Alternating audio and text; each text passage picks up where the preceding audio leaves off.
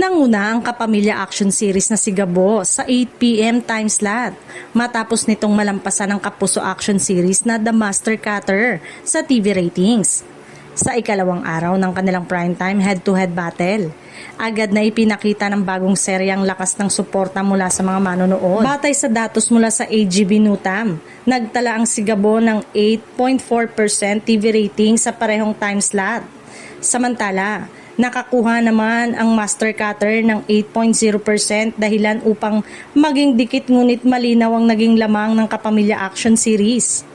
Hindi maikakaila na malaking factor sa interest ng viewers ang pagbabalik ni Coco Martin sa primetime action drama.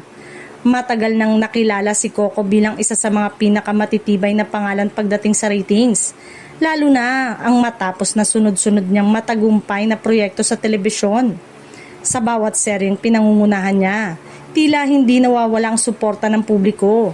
Kaya naman marami ang nagsasabing wala pa ring makakatalo kay Coco pagdating sa primetime ratings dahil sa kanyang loyal viewers, matibay na fanbase at kakayanang maghatid ng kwentong madaling makaugnay ng masa. Patuloy ding sinusubaybayan ng audience sa mga bagong kaganapan sa si Gabo, lalo na't umiinit ang aksyon. Lumalalim ang tunggalian ng mga karakter at dumarami ang mga eksenang inaabangan gabi-gabi. Inaasahan ng fans na mas marami pang pasabog ang ilalabas ng serye sa mga susunod na episode. Samantala, hindi isinama sa datos ang TV ratings ng The Master Cutter sa GTV dahil replay lamang ito at hindi nakatapat ng si Gabo sa original itong time slot.